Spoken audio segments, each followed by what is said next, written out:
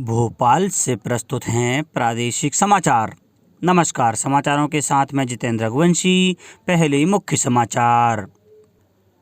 राज्यपाल श्री मंगूभाई पटेल ने कहा कि विकास की राह में पिछड़े वर्गों की उन्नति के लिए पूरी संवेदनशीलता से कार्य करना जरूरी। मुख्यमंत्री ने बुधवार को हवाई दौरा कर ग्वालियर एवं चंबल संभाग में बाढ़ से प्रभावित 4 दर्जन से अधिक गांवों का लिया जायजा। नगरीय विकास एवं आवास मंत्री श्री भूपेंद्र सिंह ने कहा है कि कम लागत में सर्व सुविधा युक्त आवास उपलब्ध कराना हमारी प्राथमिकता। और टोक्यो ओलंपिक में मुक्केबाज लवलीना बोर्गोहेन ने वेल्टर वेट श्रेणी में कांस्य पदक जीता। भाला फेंक स्पर्धा में नीरज चोपड़ा ने फाइनल के लिए किया क्वालिफाई। अब समाचार विस्तार से। राज्यपाल श्री मंगूभाई पटेल ने कहा है कि विकास की राह में पिछड़े वर्गों की उन्नति के लिए पूरी संवेदनशीलता से कार्य करना जरूरी है। वंचित वर्गों को शिक्षा, स्वास्थ्य, आवास आदि सभी मूलभूत सुविधाएं मिलें, इसका विशेष ध्यान रखें। राज्यपाल श्री पटेल कल अतिथि गृह तवा भवन होशंगाबाद में ग्रामीण विकास विभाग, जनजातीय कार्य विभागों की योजनाओं और कार्यक्रमों पर अधिकारियों के साथ चर्चा कर रहे थे। राज्यपाल श्री पटेल ने कहा कि सतपुड़ा टाइगर रिजर्व अंतर्गत संचालित पर्यटन संबंधित गतिविधियों के माध्यम से ज़्यादा लोगों को रोजगार से जोड़ा जाए। उन्होंने सभी विभागों के वरिष्ठ अधिकारियों से कहा कि जमीनी स्तर पर वंचित वर्गों की समस्याओं को जानें और पूरी गंभीरता से उनका समाधान करें। यह जरूरी है कि मैदानी अधिकारी भी वंचित वर्गों के प्रति उदार रुख अपनाकर कार्य करें। जरूरत जनहित को सर्वोच्च प्राथमिकता देने की है। मुख्यमंत्री श्री शिवराज सिंह चौहान ने कहा है कि प्रदेश में 71,103 टेस्ट किए गए, इनमें 28 पॉजिटिव आए हैं। प्रदेश में पॉजिटिव आने की संख्या घटकर 6 तक हो गई थी, अब बढ़ते बढ़ते यह 28 तक पहुंच गई है। दमोह में 15 और सागर में 7 पॉजिटिव केस आए हैं। बुंदेलखंड में पॉजिटिव केस मिलना चिंता का विषय है। मुख्यमंत्री श्री चौहान ने स्मार्ट उद्यान में मीडिया के प्रतिनिधियों से चर्चा के दौरान यह बात कही।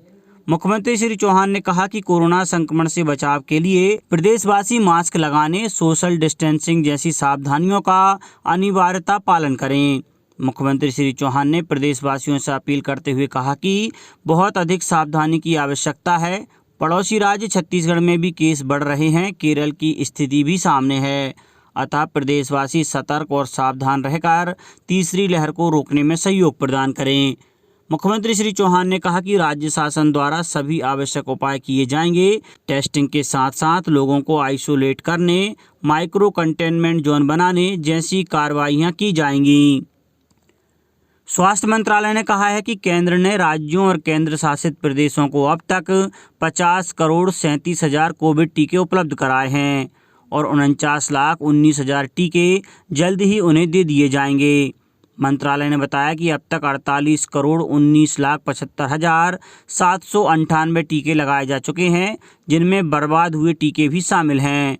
मंत्रालय ने कहा कि 2,60,00,000 से अधिक टीके राज्यों और केंद्र शासित प्रदेशों के पास अब भी शेष बचे हुए हैं।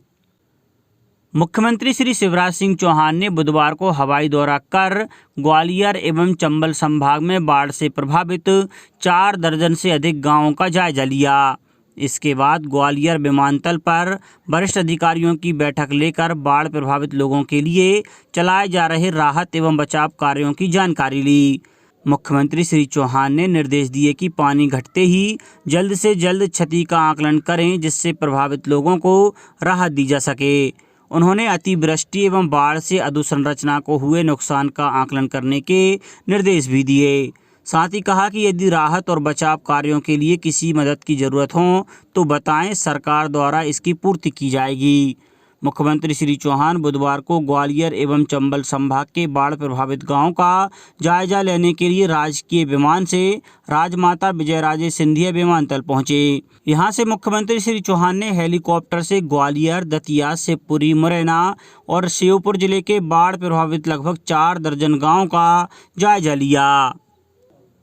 उपराष्ट्रपति एम वेंकैया नायडू ने किशोर न्याय, बाल देखभाल और संरक्षण अधिनियम में हाल के संशोधन का स्वागत किया है। उन्होंने इस कानून के जमीनी स्तर पर प्रभावी कार्यान्वयन की आवश्यकता पर बल दिया है। श्री नायडू ने उपराष्ट्रपति निवास में महिला और बाल विकास मंत्री स्मृति ईरानी से यह बात कही। श्रीमती ईरानी उपराष्ट्रपति से मिलने आई थीं। उपराष्ट्रपति ने कहा कि उन्हें अनाथ बच्चों से संबंधित मुद्दों पर अनेक सुझाव मिले थे। श्रीमती ईरानी ने हाल ही में राज्यसभा में पारित किशोर न्याय, बाल देखभाल और संरक्षण संशोधन विधेयक 2021 की प्रमुख विशेषताओं के बारे में उपराष्ट्रपति को जानकारी दी। गृह मंत्री डॉक्टर नरोत्तम मिश्रा आज मुख्यमंत्री पुलिस आवास योजना अंतर्गत नवनिर्मित 1556 आवास गृहों का लोकार्पण करेंगे। मध्य प्रदेश पुलिस आवास एवं अधोसंरचना विकास निगम के प्रबंध संचालक एवं अतिरिक्त पुलिस महानिदेशक श्री उपेंद्र जैन ने बताया कि 8 जिलों में 304 करोड़ रुपए की लागत से उक्त आवास गृह निर्मित किए गए हैं। लोकार्पण समारोह 5:30 बजे मिंटो हॉल में आयोजित किया गया है। महर्षि पतंजलि संस्कृत संस्थान द्वारा संचालित संस्कृत विद्यालयों में कक्षा 5वीं, 8वीं, 9वीं, 10वीं और 11वीं के वार्षिक परीक्षा परिणाम जारी किए गए हैं। चेयरमैन श्री भारत बैरागी द्वारा परीक्षा परिणामों की घोषणा की गई। श्री बैरागी ने सफल परीक्षार्थियों को बधाई देते हुए उनके उज्ज्वल भविष्य एवं सफल जीवन की कामना की है। परीक्षार्थी अपना परीक्षा परिणाम MP ऑनलाइन की वेबसाइट mpss.mponline.gov.in पर देख सकते हैं। कम लागत में सर्व सुविधा युक्त आवास उपलब्ध कराना हमारी प्राथमिकता है। नगरीय विकास एवं आवास मंत्री श्री भूपेंद्र सिंह ने यह बात प्रस्तावित तुलसी टावर 2 के संबंध में सुझाव हेतु आयोजित ओपन हाउस चर्चा में कही। श्री सिंह ने कहा कि किसी भी प्रोजेक्ट के निर्माण में हरियाली का पूरा ध्यान रखा जाएगा। प्रोजेक्ट मध्य प्रदेश गृह निर्माण एवं अधोसंरचना विकास मंडल द्वारा बनाया गया है। नगरीय विकास एवं आवास मंत्री श्री सिंह ने कहा कि किसी भी प्रोजेक्ट के बारे में सभी लोगों से चर्चा करने का यह अभिनव प्रयास सराहनीय है। चर्चा में जो भी महत्वपूर्ण सुझाव आएंगे उसके आधार पर जरूरी सुधार किए जा सकेंगे। उन्होंने कहा कि भोपाल तेजी से बढ़ता हुआ शहर है। यहाँ पर्यावरण सुरक्षा सहित अन्य जरूरी पैरामीटर्स पर बेहतर कार्य करने की जरूरत है।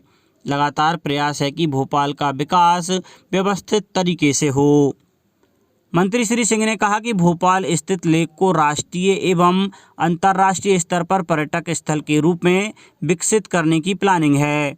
उन्होंने कहा कि स्मार्ट सिटी की रैंकिंग में भोपाल को देश में प्रथम स्थान मिला है। स्मार्ट सिटी में अनेक प्रोजेक्ट आ रहे हैं। श्री सिंह ने बताया कि कंपाउंडिंग 10 से बढ़ाकर 30% कर दी गई है।